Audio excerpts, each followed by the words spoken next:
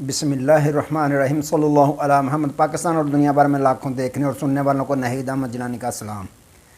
नाजरीन, आपको जिलानी जी YouTube channel और फेसबुक पेज पर खुश आमदीद। उम्मीद करता हूँ आप जहाँ कहीं भी होंगे अपने अहले खाना समेत बाखरियत होंगे, खुश भी होंगे और महफूज भी।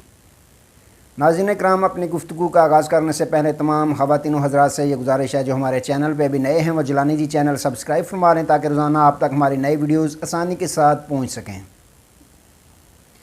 बिला तहीर अपनी गुफ्तगू का आगाज़ करता हूँ। इमरान खान का अडयाला जेल में सबसे बड़ा खड़ाक और नून लीग की मुश्किलात में इजाफ़ा, वॉल्यूम 10 में क्या था और कौन कौन इलेक्शन से भागने की तैयारी कर रहा है, इन तमाम इश्यूज़ पे मैंने बात करनी है।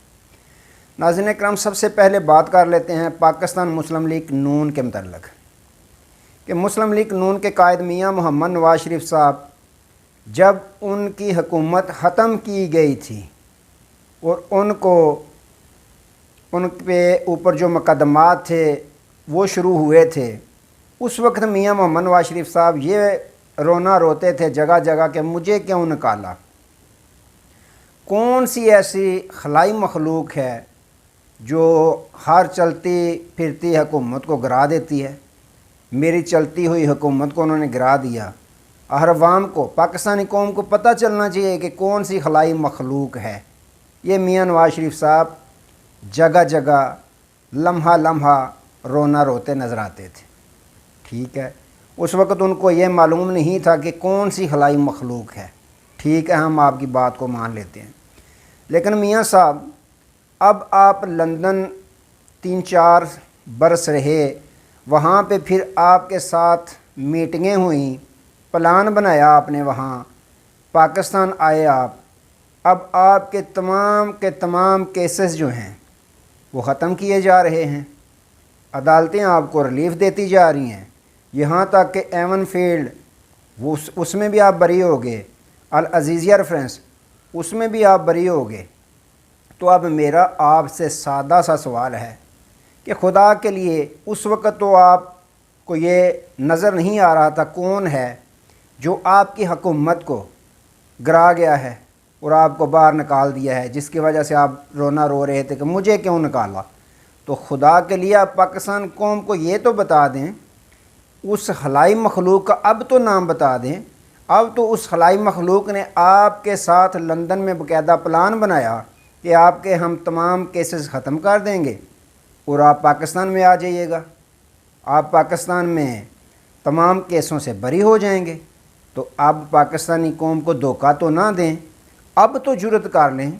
अब तो आपकी आंखों ने देख लिया, पहचान लिया कि कौन सी खलाई मखलूक है जो आपको अब बरी करवा रही है। आप पाकिस्तानी कौम को जुर्रत करते हुए नाम बता दें। और मुझे नहीं लगता आप ये हौसला करें, क्योंकि अगर आप ये बता दें तो फिर तो ठीक है। अगर आपने नहीं बताना कि ये कौन सी खलाई मखलूक है तो फिर याद रखिएगा 8 फरवरी को एक खलाई मखलूक निकलेगी। फिर वो जब ठप्पे लगाएगी बल्ले पे तो फिर आपने इलेक्शन की रात को कहना है कि ये कौन सी खलाई मखलूक थी जो बल्ले पे ठप्पे लगा गई है। तो वो खलाई मखलूक निकलेगी। तो अब क्या, अब जैसे ही आपके केसेस ख़त्म होना शुरू हुए हैं, होता तो यह है कि छोटी अदालतों के फ़ैसले बड़ी अदालतें बदलती हैं, लेकिन यहाँ पाकिस्तान में कि खान साहब की जब से हुकूमत ख़त्म हुई है वो काम हमें देखने को मिल रहे हैं जो आज तक पाकिस्तान की तारीख़ में नाज़रीन इकराम हमने नहीं देखे। कि बड़ी अदालत, सबसे बड़ी जो सुप्रीम कोर्ट ऑफ पाकिस्तान है, उसने मियाँ मोहम्मद नवाज शरीफ साहब को सज़ा दी और नाअहल भी करार दे दिया। और हाई कोर्ट जो है वो सुप्रीम कोर्ट के फ़ैसले को रद्दी के टोकरी में फेंकते हुए मियाँ साहब को बरी करती जा रही है। अजीब ही कारनामा देख रहे हैं। अच्छा, अब आपके मुस्लिम लीग नून के जो लोग हैं वो ये कहते फिर रहे हैं, अवाम को ये तासर देने की कोशिश कर रहे हैं कि हमारी तो बात हो चुकी है, जहाँ पे जाते हैं जी साड़ी तो गल हो गई है। तो मियाँ साहब, अगर आपकी बात हो ही गई है, तो फिर क्या मजबूरी है कि आपने थूक के चाट लिया। जिस चौधरी शुजात हुसैन से आप हाथ मिलाना पसंद नहीं करते थे, اس شجاعت حسین کے آپ پاؤں پڑ گئے، ایک سیٹ ہے ان کے پاس۔ پھر جس جی ڈی اے کے ساتھ آپ بات نہیں کرنا پسند کرتے تھے ان کے گھٹنے آپ نے پکڑ لیے۔ سب سے بڑی بات، جس جہانگیر خان ترین کو آپ اور آپ کی پارٹی چینی چور مافیا کہتی تھی اور عمران خان کا اے ٹی ایم کہتی تھی، اگر آپ کی بات ہو ہی گئی تھی تو پھر اس جہانگیر خان ترین کے پاؤں میں آپ کیوں پڑ گئے؟ پھر اگر آپ کی بات ہو ہی گئی ہے تو کیا وجہ تھی باپ کے باپ کو، جس کا کہتے تھے کہ جس کو باپ کہے ادھر جاتی ہے وہ باپ، ان کے قدموں میں کیوں گرے؟ یہ میرا آپ پہ سوال ہے۔ اگر آپ کی بات ہو ہی گئی ہے تو پھر کیا وجہ ہے؟ آج خواجہ سعد رفیق یہ کہہ رہے ہیں کہ حلقہ بندیاں جو ہیں ان پہ ہمیں تحفظات ہیں، حلقہ بندیاں ٹھیک نہیں ہوئیں، لہٰذا الیکشن کو کچھ اور لیٹ کر لیا جائے۔ اگر آپ کی بات ہو ہی گئی ہے تو پھر کیوں آپ کے امیر مقام یہ کہہ رہے ہیں کہ محکمہ موسمیات نے یہ خبر دی ہے کہ 8 فروری کو تو بہت زیادہ برف باری ہوگی، تو اگر 2-4 ہفتے الیکشن ڈیلے ہو جائے تو اس میں کوئی بری بات نہیں۔ اگر آپ کی بات ہو ہی گئی ہے تو پھر آپ یہ کیوں نہیں کرتے کہ الیکشن کمپین شروع کریں، عوام کے پاس جانا شروع کریں؟ اور اگر آپ کی بات ہو ہی گئی ہے کہ حکومت آپ کی ہی بننی ہے تو پھر یہ کیوں نہیں آپ فرما دیتے، بیان دے دیں کہ پی ٹی آئی والوں کو بھی لیول پلینگ فیلڈ دی جائے، پی ٹی آئی والے بھی جلسے جلوس ورکرز کنونشن کریں، ہم بھی کرتے ہیں، تمام سیاسی جماعتیں کریں۔ آپ کو اتنا یقین ہے کہ آپ کی بات ہو ہی گئی ہے تو پھر آپ کو کس چیز کا خوف ہے؟ پھر تحریک انصاف یا چیئرمین تحریک انصاف کا کس قسم کا آپ کو خوف ہے؟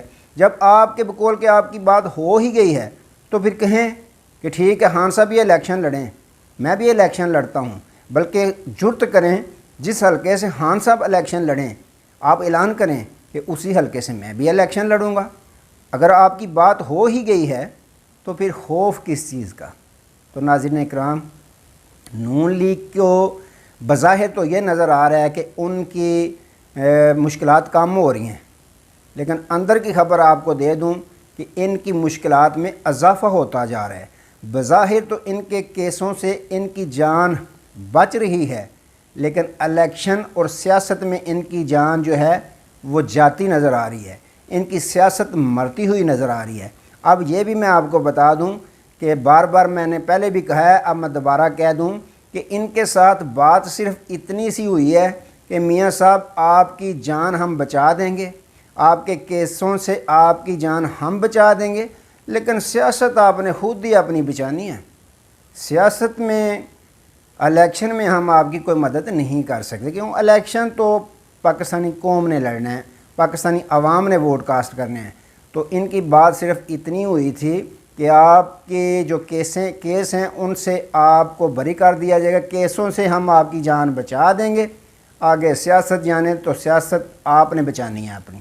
تو ناظرین اکرام، یوں یہ غلط تاثر دینے کی کوشش کر رہے ہیں کہ ساڑھی تے گل ہو گئی ہے، کوئی بات نہیں ہوئی۔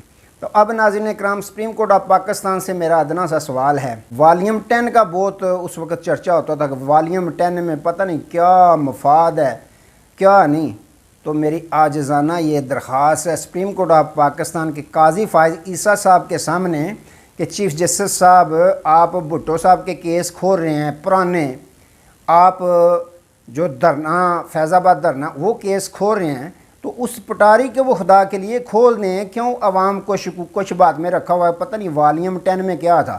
اب میاں صاحب کے تو آپ نے تمام کیس ان کو تو بری کر دیا ہے، اب اس والیوم 10 کی پٹاری کو بھی کھول دیں کہ اس میں کون سا سانپ روکا ہوا ہے، تاکہ پاکستانی قوم اس سے بھی باخبر ہو سکے کہ وہ والیوم 10 میں کیا تھا۔ مجھے تو لگتا ہے یہ ہے کہ والیوم 10 میں بھی اب اگر کھولیں تو یہی نکلے گا کہ میاں صاحب نے کہا، اس میں لکھا ہوا تھا کہ میاں صاحب جب معافی مانگیں گے ہم ان کو معاف کر دیں گے۔ تو ناظرین اکرام، یہ پاکستان میں نظام چل رہا ہے جس پہ رون نہیں آتا ہے۔